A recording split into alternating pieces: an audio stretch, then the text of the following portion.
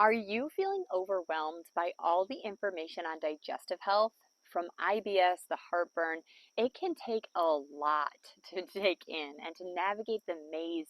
So let's do it together and build a clear path. Hey there, welcome to Roots in Fertility. I'm Carly Schroeder. I'm a functional nutrition coach, personal trainer, and your fertility coach. And today we're going to dive into the world of digestive health, breaking down from complex to a place that you can understand it a lot better. So digestive health isn't just about your stomach. It is key to your overall well-being. So some of the common issues that we're going to talk about is IBS, gas, bloating, heartburn, constipation, leaky gut, candida overgrowth, issues that affect so many of us. And yeah, I get it. There's a ton of info out there that it can feel so overwhelming to try to sort through what's true and what's not. So let's simplify things by looking at the symptom and look at the cause. In terms of IBS, feeling that abdominal pain, nausea, spasms, diarrhea, constipation, stress, and dietary stuff here can play a big role. For nausea and vomiting, it's the queasy stomach, it's the loss of appetite. It could be due to the meds, it could be due to stress, it could be hormonal changes that are the culprit. In terms of gas and bloated, this is the diet and stress and not chewing your food thoroughly that can actually lead to it. Heartburn, that burning sensation in the chest or in your throat, think low stomach acid. This is a main culprit. In terms of constipation, not frequently going to the bathroom and eliminating, dehydration can play a big role. In terms of diarrhea, constantly going to the bathroom, loose stools, it's oftentimes related to a food sensitivity.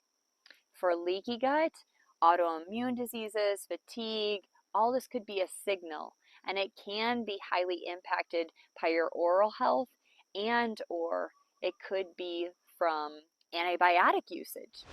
And candida overgrowth, this is that feeling of being foggy headed, maybe even vaginal itching, lots of cravings.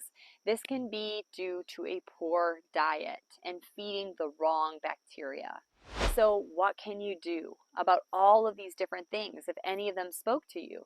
Lifestyle and diet is key. In terms of IBS, we want to manage your stress and watch your diet. Eat smaller meals. Eat a wide variety of fruits and vegetables. In terms of nausea, we want to make sure we're staying hydrated and taking some ginger in as a bitter that can actually help increase your stomach acid and also make you feel better and ease the nauseated feelings. For gas and bloating, you can boost up your fiber in addition to your water, skip the sugar alcohols, and maybe try the FODMAP diet to see what foods are causing that.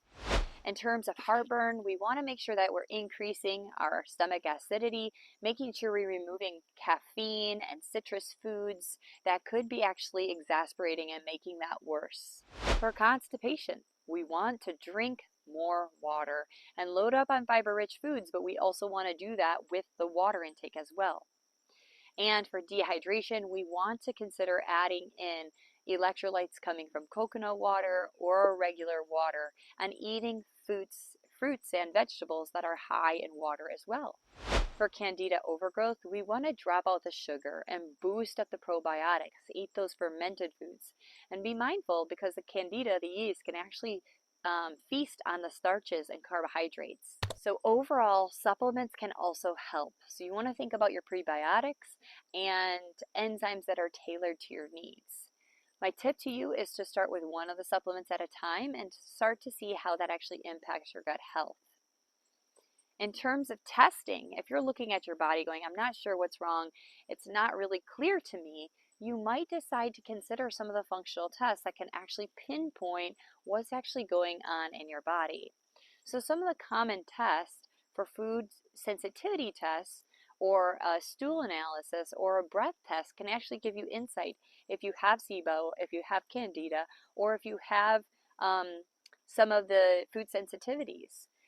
Work with a professional, work with a functional nutrition consultant, work with a functional med doctor who's willing to get down to the root cause, and instead of putting a band-aid on the problem, actually lean in and start to heal these signs and symptoms that are not actually normal.